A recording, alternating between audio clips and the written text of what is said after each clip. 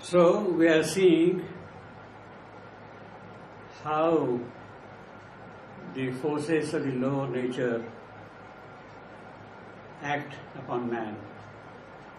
The nether forces, the Titan and the Fury and the Jinn, how they enter into our subconscious actions.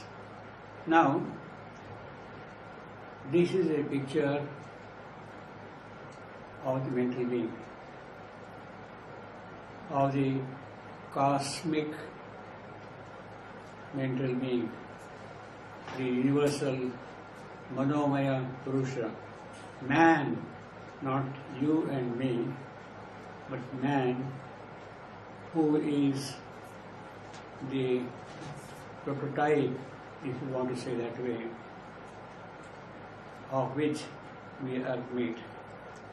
He is inheriting the entire cosmic past, and Savitri is experiencing that particular state of the cosmic man, the universal man, or the mental being. That in him operate the Titan and the Fury and the Jinn, the nether powers, all the infernal movements, actions, all that comes from hell, they spring up into the subconscious of this universal man. And that is the picture we have presently being given in the cosmic vision. Savitri is seeing in her dream consciousness, in her Swapnavastha. That is what she is seeing here. The dreadful powers held down within his depths become his masters or his ministers. Enormous, they invade his bodily house, can act in his acts, infest his thought and life. That is what they do. They enter into the life of man to an unwanted degree, create havoc in his life. That is what they do. Infest his thought, his life. They enter unwanted into his actions, into his thought, into his emotions, feelings, passions, desires. Everything is now governed by this cosmic man springing up from below, into the cosmic man, by these powers springing from below, from the inferno. Inferno surges, the hellfires, they move forward and affect him in every respect. Inferno surges into the human air and touches all with a perverting breath. He may be having noble thoughts, very high and noble passions, love, sweetness, joy, but something comes from below and then a kind of a doubt is planted in his mind. A kind of a jealousy is introduced into his emotions by these people. You are sweet to everybody, but then suddenly you become jealous of somebody. Somebody whom you are liking all the while, he becomes in a way your enemy. This is what these lower powers do. They infest you, all your thoughts and actions and movements and feelings, everything, with the subconscious notions of things, and they govern his life. Inferno surges into the human air and touches all with a perverting breath.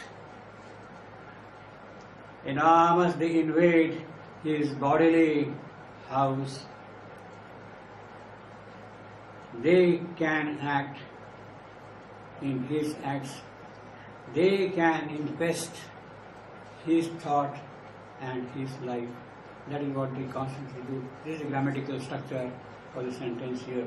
And then what happens?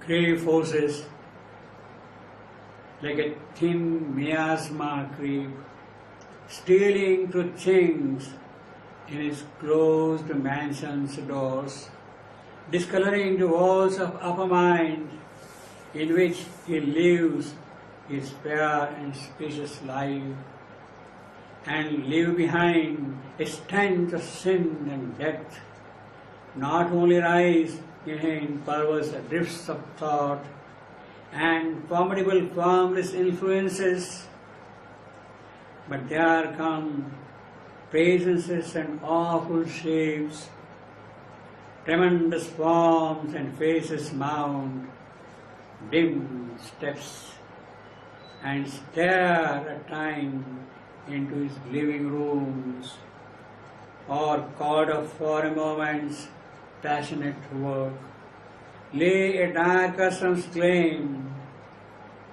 upon his heart. Aroused from sleep, they can be bound no more. They become uncontrollable. They have sprung up from the sleep, and now you have absolutely no hold on them. They will create havoc in your life. They will do every kind of harm to you in every respect. They will spoil your thought. They will spoil your emotions, your relationships with friends, family members, with your country, with whatever you love. You will spoil those things. Constantly they keep on happening. And how? We have got here a very beautiful, a very vivid description in the form of a very elaborate simile of the miasma creeping on the walls. Miasma, that is the exhalation of a poisonous gas. Damp walls become damp, and they keep on emitting noxious air, noxious exhalation is what constantly goes on happening there. When the wall is damp, old wall is there, there are some cracks, there are some holes and all that, and from the ground a thin layer of water, so to say, dirty water, comes and spreads on the wall, and it gives you noxious smell, abominable, poisonous smell also at times. That is how the walls of your mind get affected by these feelings. It's a very, very vivid description. Grey forces like thin miasma creep, steering through chinks, through clefts, through cracks, through holes, through crevices in the wall. They somehow manage to come up and spread on the whole wall like that. If you see old dingy rooms, this is a very common sight, and you feel very suffocated at times. In fact, many times you see that you feel that some kind of a poisonous air is what you are breathing in those rooms. Steering through things in his closed mansion's doors, he has a beautiful house, a lovely place to stay and all that. But somehow they manage to steal and creep on the walls of your mind, discoloring the walls of upper mind, even your highest thoughts, noblest ideas, they get corroded, they get affected, they get poisoned by this miasma, in which he lives his fair and spacious life. Spacious, something which is fair but which is also faint, which looks beautiful but it is not really so. That is the kind of spacious life we think that we are very honest, very upright, but actually behind that there is a kind of a crookedness in our action, and our life gets affected by these things, in which he lives his fair and spacious life and leave behind a stench of sin and death. This is what happens in the case of the miasma creeping, because it is a noxious exhalation, it can be poisonous, it can cause death also. So the sin which is there within us, it creeps up and it can really eat us up. We would die even because of that death, and leave behind a stench of sin and death. Not only arise in perverse drifts of thought because of this miasma, not only there is a perversion in your thinking, in your mind, but then many other things also happen. What are the other things? And formidable, formless influences, see the alliteration of F, formidable, formless influences, the L's and F, the alliteration is very powerful and carrying the whole line as if something is creeping from below. See, a formidable, formless influences, see, the alliteration is very powerful here, you see, and so natural also. Alliteration means repetition of the same sound. F, formless, formidable influences. L is very prominent, F is of course there, M is also there. So all these things are repeated here. And formidable, formless influences. But there come presences and awful shapes. So not only they pervert your thoughts, but awful presences come and enter into your life, into your thinking, into your way of doing things. But there come presences and awful shapes, tremendous forms and faces, mount dim steps. One by one, they climb up, ladder by ladder, one step above the step. They keep on coming up from our subconscious nature and corrode the whole of our being in the process. And stare at times into his living rooms. Oh, you are living in that beautiful house. Let me go and peep. What is there? Let me see in what manner I can spoil that house. I can cause damage. That is what they will always stare. And stare at times into his living rooms, or caught up for a moment's passionate work, lay a dark custom's claim upon his heart. Either they enter into your mind, or they seize your heart and take possession of it. Lay a dark custom's claim upon his heart. Aroused from sleep, all these powers have come up, they were lying asleep all the while, but then suddenly they spring up sometimes, and then they will affect all your things. They can be bound no more. Once they come up, they rise up, there is absolutely no way of controlling them. It's very difficult once they start happening like that. Perhaps even if an exceptional intervention is there, it is doubtful whether man will listen to it. You might be getting a message, you might be told, please, please be away from that, stay away from that, but you are now tied by these forces and you may discard even the advice you get. It happens very often. You start arguing, is it true? Can it really happen? I am like this, I am powerful, I am strong, because you are already possessed now, and then you discard. Even if some good advice comes to you, it can be from your friend, it can be sometimes from within you also, but you reject that thing, you discard that thing totally. Now this is grey forces like a thin miasma cream, steering to things in his closed mansion's doors, discoloring the walls of our mind, in which he lives his fair and spacious life, and leave behind a stench of sin and death. Not only rise in him perverse drifts of thought and formidable, formless influences, but there come presences and awful shapes, tremendous forms and faces mount, dim step, and stare at time into his living rooms, or caught up for a moment's passionate work, lay a dark asam's claim upon his heart. Aroused on sleep, they can be bound no more. Now this is a description which is very gruesome, very frightening, how you really open to neither forces, to infernal influences, and you get driven by them. You are no more your master.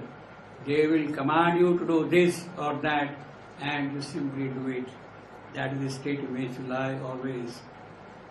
And it is described in the most vivid manner, what one might say, in a very cruel manner, very harsh manner. The poetry here is a poetry of a different kind than what we have in Savitri and other places. You are seeing here what the modernist would call the realism of life. What is our life? Our life is full of suffering, misery, hatred, jealousy, wars, battles, possession, power, sex. All these things are there in our life, and that is the thing which is being presented to us by the modern writers. Modern writers say that this is realism, this is the reality of life, this is what we see all around here, Jagrata Avastha, that is their realism. Now, it is in that context, the modern poetry is written as if to keep open every part of our subconscious life and reveal to us how bad we are in the whole world here.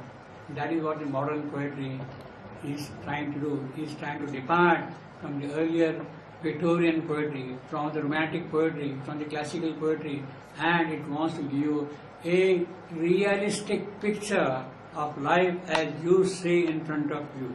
Man fighting with man, with all the ugliness which is there in his body and in his soul, in his mind, in his thoughts, everywhere. It is that which they would like to depict, not only in poetry, that also happens in paintings. You are becoming a realistic individual. So here we have a true realistic picture in Savitri, but at the same time the language is such that it does not make you feel that there is something ugly in it. It takes away all the mad qualities which are there in modern life. He is presenting it at the same time. There is a power in the language by which all that ugliness is displaced, is removed from your thinking. So when he is giving a realistic picture, at the same time, by that effort, by that presentation itself, he is removing also the ugliness which is there behind things. That is the quality of a yogic poetry. He will depict realism, but in that depiction, he also puts his light to remove all the darkness which is present within our soul. That is what a yogic poetry does, and is exactly one of the most beautiful examples of how a true realistic poetry should be written. 1, 2, 3, 4, 5, 6, 7, 8, 9, 10, 11, 12, 13 lines. This is a passage here. It has in one single passage depicted the entire realism of modern life. Now, we might see some examples of the modern poets, how they depict the modern life. And we can see the differences between what they depict and what we are here in Savitri of the modern life. The realism of Savitri is of a different degree, of a different higher order, which has also the power to relieve all that is ugly and bad from your soul. Let me use some examples here. Let you read a couple of passages from the modern poetry. This is from Laura writing. The wind suffers of blowing. What does the wind suffer with? it is suffering of blowing. The wind suffers of blowing. The sea suffers of water. The fire suffers of burning. And I of a living name. I am called this, that is, I am suffering because of that name. So that is the modern life. The wind suffers of blowing. The sea suffers of water. The fire suffers of burning. And I of a living name. That is the realism which is being presented in the modern poetry as an example here. Then there is another one, Philip Sidney's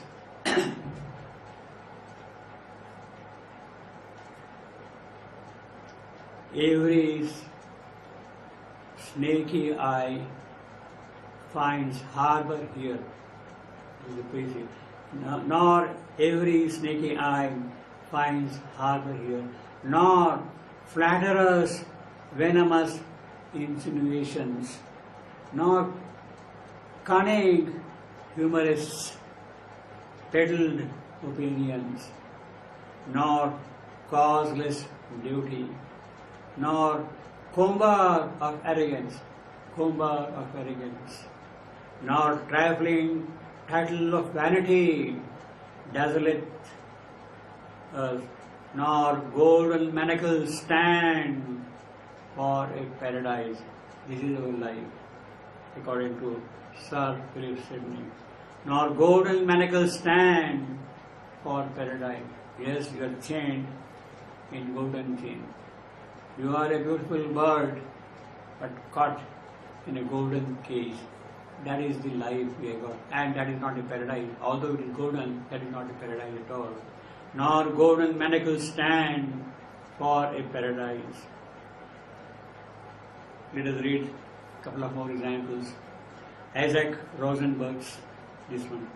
Somber the night is, and though we have our lives, we know what sinister threads lurk there. Our life is found. We know what sinister threads lurk there.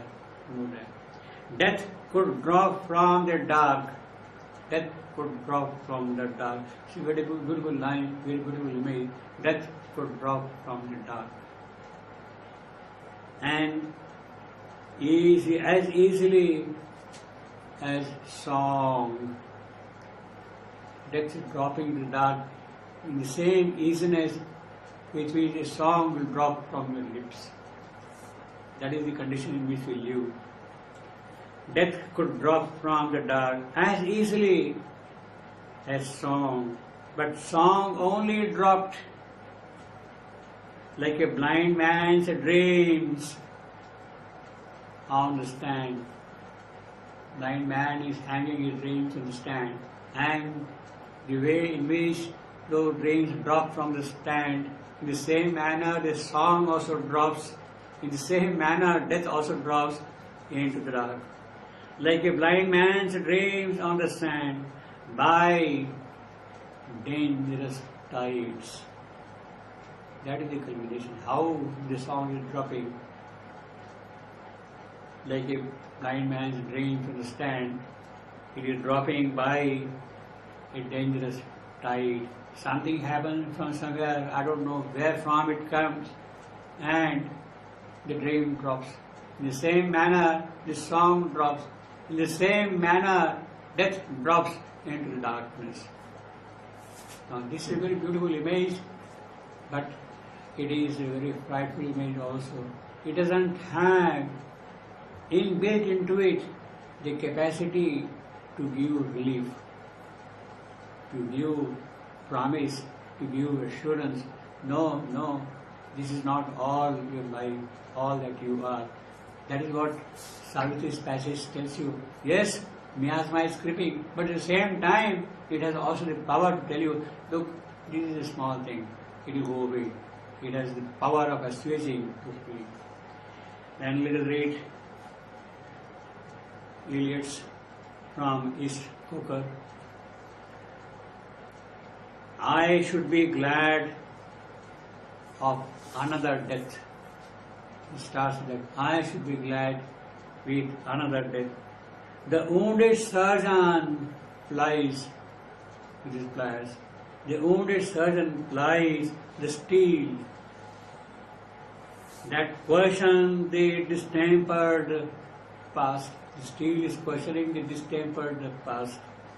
Beneath the bleeding hands we feel, beneath the bleeding hands of the surgeon's patient, we feel the sharp compassion of the healer's art. He is cutting, he is doing surgery on you, but behind that surgery, that action, he is a compassion's art. He is a compassion. He is doing it for your good.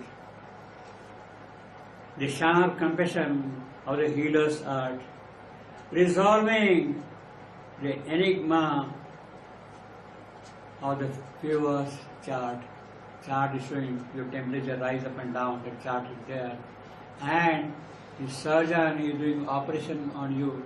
And in that operation he is resolving the enigma. Where from this misery, this suffering, this up and rise and down me? Where from this another death? Now this is the kind of a picture a modernist would present to you. Compare that with what we have here in Savitri. Grey forces like a thin miasma cream, staring the chinks in his closed mansion doors, discoloring the walls of upper mind, in which he lives a spare and spacious life, and leave behind a stench of sin and death. Sin and death not only rise in him perverse drifts of thought and formidable formless influences, but there come presences and awful shame, tremendous forms and faces mount dim steps and stare at time into his living rooms. Or, called up for a moment's passionate work, lay a dark essence claim upon his heart. Aroused from sleep, they can be found no more. Now this is a very frightening picture, but the poetry also takes away the fright from it. That's the beauty of it, which is there to some extent in what we have read in the few samples we have here. The wind suppose of blowing, and I of a living name. I should be glad of another death. Well, there is something in that, but the power which is there in this miasma picture is not there at all in his compositions. That is the difference, that is the true modernism, what we have got here in Savitri. So, last time we were seeing the miasma simile of how the nether forces arise from below and creep on the wall and give out noxious smell, how they can be dangerous, how they can even cause death. That is the miasma simile we have seen last time. Now, as I was also telling, this is something very modern. It shows how Savitri can be modern without becoming facile, without becoming abstract, without becoming artificial. It has the essential rasa of even what one would call the ugly, the uncouth, the bibhatsa. What is bibhatsa? That also can become extremely beautiful in a poetic language, and that is what we have in this miasma simile. So apart from the modernism of Savitri, we have at the same time in it the epic greatness, the grandeur, the loftiness, the elevating spirit which lifts up even the uncouth and the ugly and the bibhatsa to the lovely and the pleasant and the happy. That is what we have in Savitri actually. Not only that, this is perhaps one of the longest epic similes, running into 13 lines of a pentametric verse, which even a modernist like Eliot may not be able to accomplish in his creations. So Savitri is at the same time epic, modern, and can, without any hesitation, but with a true sense, tell you something of what is not very pleasing to our immediate senses and perceptions. When you read that passage, you don't get kind of thrown back. You have a sort of a relationship with it that, look, this is there sitting in me. All that dirt, that ugliness, that evil, that sin is sitting in my subconscious. And my business is not to dwell in that, to live in that mud, but to come out of it, purify it, offer it to Agni, to fire, Agni Pavaka, who is the purifier of all that is retrograde, repulsive, not acceptable to human progress, which comes in the way of spiritual accomplishment. It is that which you offer. So it is from that point of view you can see that this is also an offering to Agni of what is residing in the past. Savitri is seeing the whole thing in a dream consciousness, a cosmic dream, seen in the cosmic past, showing the cosmic past. And it is that cosmic past which has to be brought out fully in all its contents, in all its possibilities and depths, and even horror, and offered to Agni to purify it. In the Yoga Agni, Savitri has to purify that thing in the fire of her yogic pursuit, of her accomplishment. So it is an epic simile, very rare epic simile on a long scale like that, running into 13 lines, pentametric verse, which is very unusual for any kind of a poetry coming from this side. Now, let us continue with that further.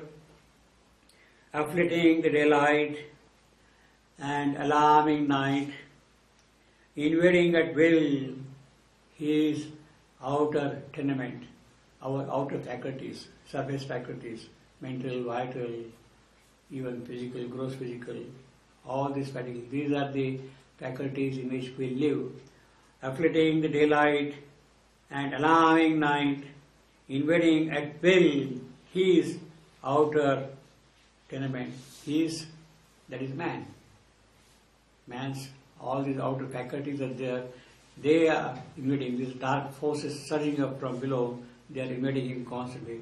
The stark globes, grisly, dire inhabitants, these inhabitants of the world down below, the nether world, grisly, causing fear, causing horror in us, a feeling of repulsion. We are kind of thrown back. These are the inhabitants who rise from below and invade all our outer houses, outer buildings, mansions, everything we invade like that. The star glooms, grisly, dire inhabitants, mounting into God's light. What of man? Even they can go and strike God's light. They are such powerful forces, beings, they can even go up, mounting into God's light. All light perturb, whether it is the light of the stars or the sun, the spiritual light, or whatever light it may be of the gods, even that light they are capable of perturbing. They can cause disturbance in that light, they can affect it, they can overshadow even that light. Such is the power of the forces which rise from down below in man. So man becomes an instrument for these forces to come up and play havoc in the life of this world here. The star glooms, grisly, dire inhabitants, mounting into God's light. All light perturb. Sages, rishis, munis, even their light, they can cause disturbance. The only surety for us is to have the psychic flame constantly burning in us, and it is that psychic flame which will give us protection, which will put us directly in contact with the divine. It will not get misled. It will not mislead us at all. Mounting into God's light, all light they perturb, the inhabitants rising from below. All they had touched or seen, they make their own. They swallow. The moment they see somebody around, lovely, beautiful, precious, having wealth, or whatever you want to call that, they would like to possess and grab it and own it for their own use. You see. All they had touched or seen, they make their own. In nature's basement lodge, mind's passages fill, disrupt thoughts' links and musing sequences, break to the soul's stillness with a noise and cry. Or they call the inhabitants of the abyss. They themselves call people who are living in Patala, in the lower world, in the nether world, in the abyss. They will call, invite, come, here is a chance for you, and they will take their help also to do all that havoc. Or they call the inhabitants of the abyss, invite the instincts to forbidden joys, a laughter wake of dread demoniac mirth, Rakshasi Ananda. That is what we do. Their hasya will be demoniac hasya. That is what they will do. A laughter wake of dread demoniac mirth, and with neither rat and revel, shake life's floor. This is the grisly picture, this is the horrifying picture, this is a terrible picture which is presented here to us because of the nether forces rising up. Impotent to quell his terrible prisoners, appalled the householder, helpless, sits above. Taken from him, his house is no more with him. See, they have come and occupied your house. They have become masters. They have driven you out completely. And the householder, the owner of the house, is helpless. They have taken possession of it. You can go to hell, do whatever you like. Now this is my house. They have commanded him. Impotent to quell his terrible prisoner. Man is impotent. He cannot stop these people at all. See. Appalled, the householder, helpless, sits above, taken from him. His house is no more.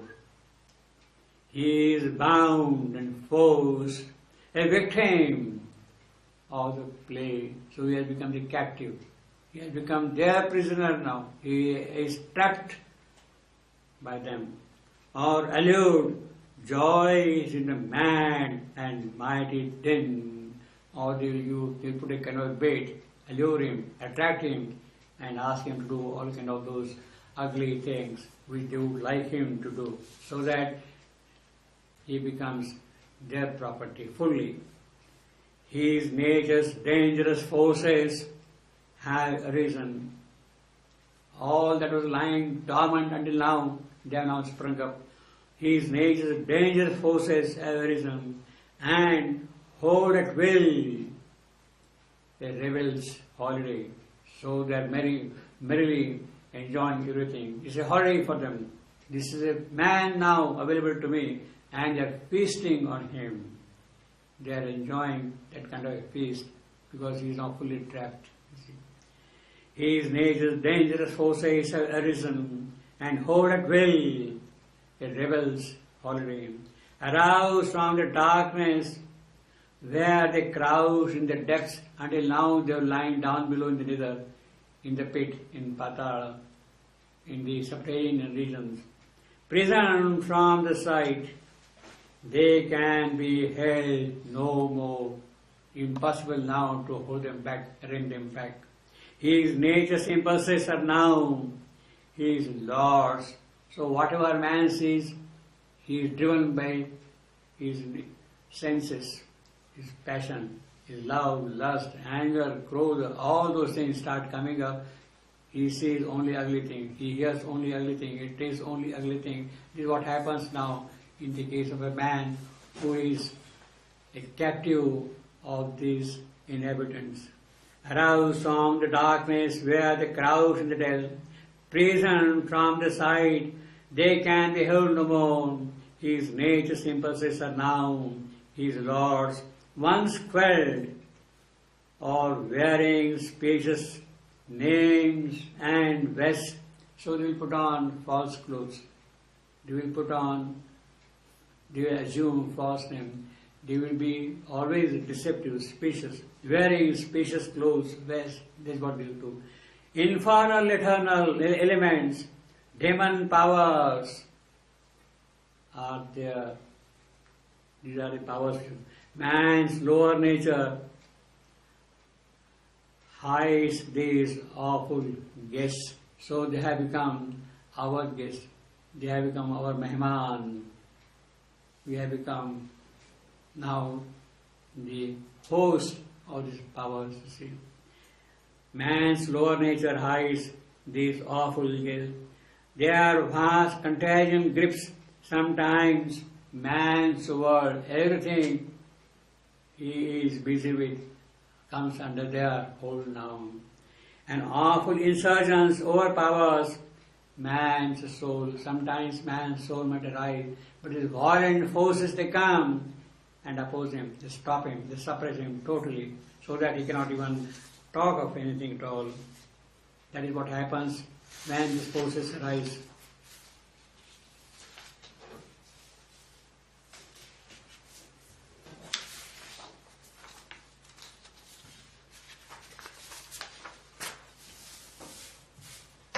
In house and house,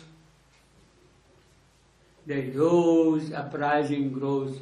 So here is one man, or in one part of man's house, this happens.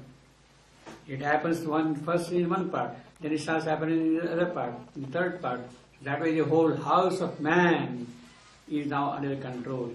It is not only now in one man, from house to house, from man to man, it keeps on spreading. In house and house, the huge uprising grows.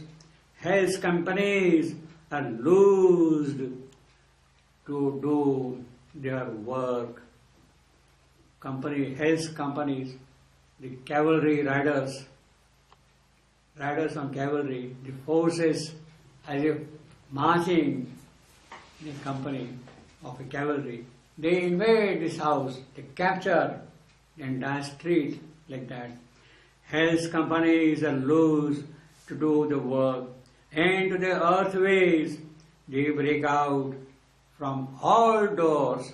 Wherever there is a weakness, where there is something which is not really open to the higher forces in us, suddenly they capture and they make entries that invade with bloodlust and a will to slay, and filled with horror and carnage, God's fair world So this beautiful world which is made by God, this merit, they fill it with horror.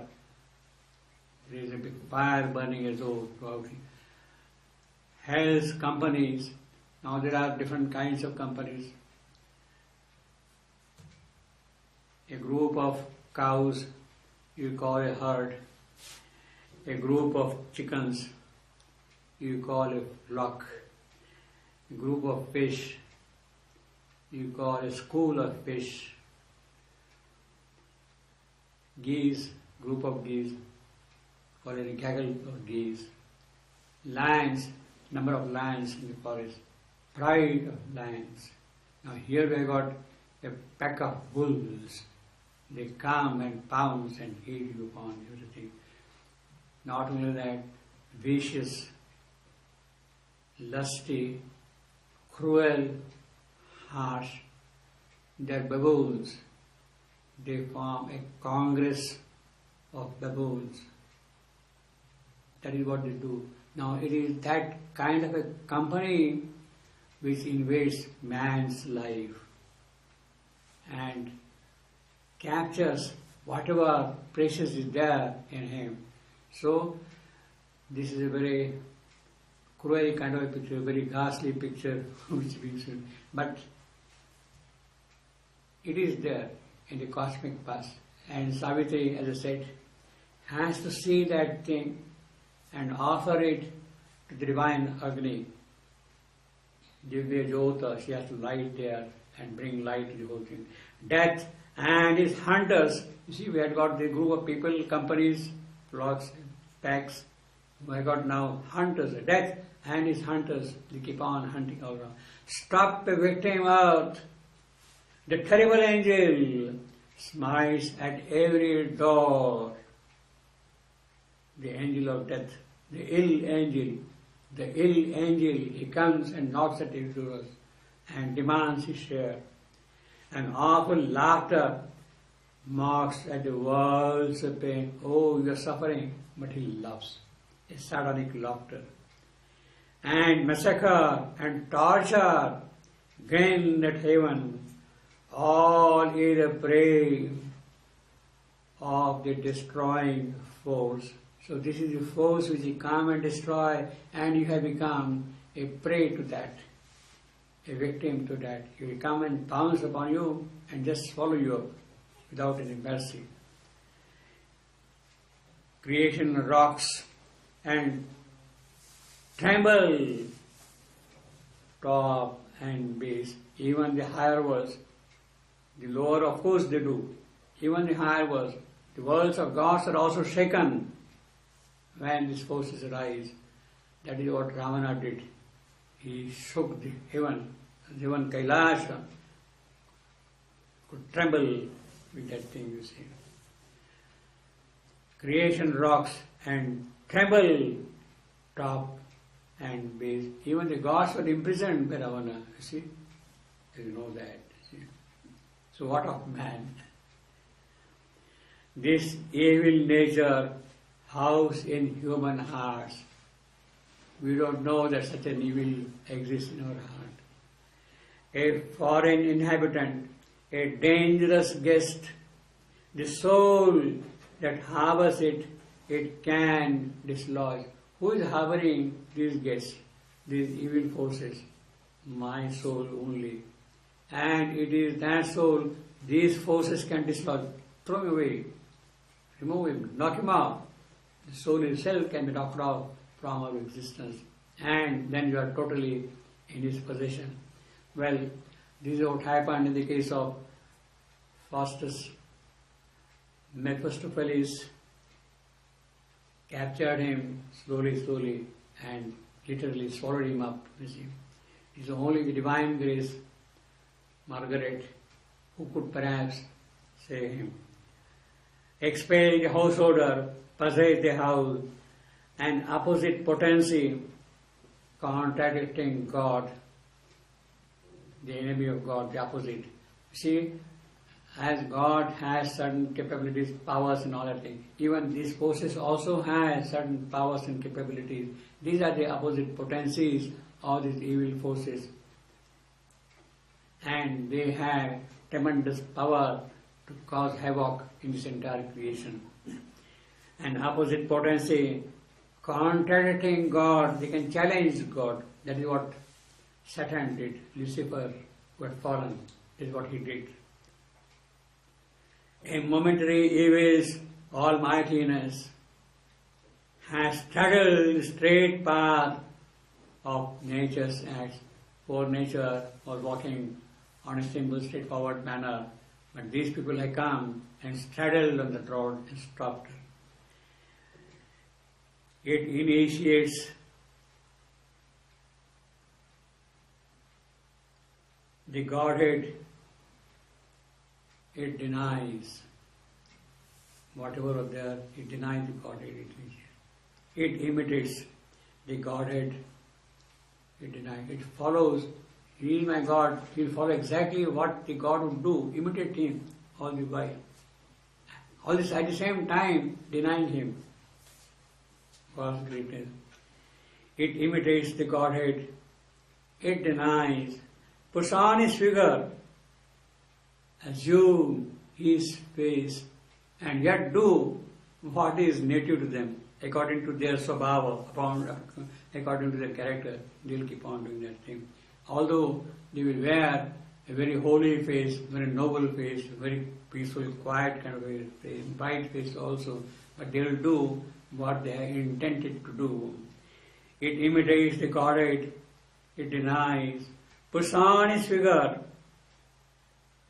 and assumes his face. A Manichaean creator and destroyer. This can abolish man, annul the human, annul his world. This is what they can do. Manichaean of two opposite kinds, darkness and light, evil and good, fair and ugly. This is the kind of a thing. Creation and destruction. When these two combine together, then you have a Manichaean creator, a religion which believes in the coexistence, in the presence of both the opposites, the fair and the ugly, the evil and the good, destruction and creation, a religion which believes in these two. That is the Manichaean religion, creation. So a Manichaean creator and destroyer, this can abolish man because it believes in both. It imitates Godhead and it will do whatever it wants to do. This can abolish man, annul his world, but there is a guardian power. There are hands that save. Calm eyes divine regard the human scene. Now this is the yogic touch. Sri Aurobindo, as a yogi, will tell you all that is ugly, very bad, very destructive, horrible, grisly, whatever. He has described the entire cosmic past. Yes, this cosmic past does exist. There are terrible agencies sitting in our soul. Yes, they are there. But there is the yogic assurance. The yogi tells us there is a guardian power. Above all this, there is a power which will save this creation. It not allow all to be run by these hostile forces, by these antagonist powers. It not allow. There is a guardian power. There are hands that save. Calm eyes. There are eyes calm, without getting disturbed by this picture. Calm eyes see the human scene. It sees, yes, it is like that, but it is not going to be always like that, need not be like that. It can change, it can become bright. There is a possibility of that is already indicated here. So you have immediately the touch of gold when you are seeing everything ugly. Yes, don't worry. The existence is like this. The existential reality is of darkness, but that is not all the reality. There are possibilities of man. There are greater powers. There is a greater supervisor seeing everything from above.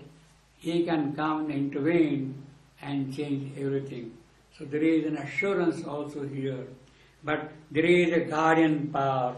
There are hands that say, calm eyes, divine regard, the human seeing. God is there above and He is seeing everything around, and He knows how to act, when to act, in what manner to act. He comes here from time to time when these agents become extremely strong for man to handle them at all. He comes here age after age, yuge. He comes as an avatar and destroys the evil so that the future path is opened out for him. He comes here. There are hands. This is what happens. The avatar comes here and he will accomplish things. He will remove all these obstacles. In fact, that is what happens in all the cases. And it is only because of that that there is a hope for us. All right, there are hands which will come and save you. Does it mean that we don't have any role to play? Is it that we remain all the while stupid, foolish, with all the absurdity which is present in us? Is there something for us to do? Is there an element of responsibility on us that we have to attend to some work of ours? Yes, it is there. Of course He will come and He will remove everything. But you have to also do your bit. That is in the nature of things. That is required also. Yes, I will kill all the enemies on the battlefield. But Arjuna, come, rise and lift up your bow and arrow and shoot at the enemy. Enemy who has already been killed by me, but you are required to string your bow and shoot the arrow at the enemy. That is a part which we have to do. Our Kshatriya Dharma on the battlefield is required. Our Brahma Teja is required in our learning and knowledge. Our harmonious element of bhakti and sweetness and joy, that has to come out and offer itself to Mahalakshmi. Our skill in work, attention to details, every little bit, that there is nothing ugly, there is nothing disharmonious, is to be done. We had to be the instruments of Mahasaraswati also. That is our part. We had to be simultaneously in different degrees, depending upon our soul's nature, be the worshippers of Maheshwari or Mahakali or Mahalakshmi or Mahasaraswati. If you can become the worshipper of all of them at once, well, nothing like that. Most wonderful. That is the part which we have to do. When that is done, the hand comes and saves you. Otherwise, what can it do also, you see? That is our part which we have to fulfill. In fact, that is the important thing. The very foundation of Sri Aurobindo Yoga is in 3 words: aspiration, rejection, surrender. when you aspire, when you reject everything which is ugly, which is non-progressive, by which you are held back, that you have to reject. That is an effort which you have to do. She is not going to do for you. Then offer all your things to the Divine Mother, to the Supreme Power, and she will do then whatever is to be done for you. That is the part which we have to play. That is necessary. So although there is a severe hand, yet many hands of ours are also needed for that severe hand to do its work.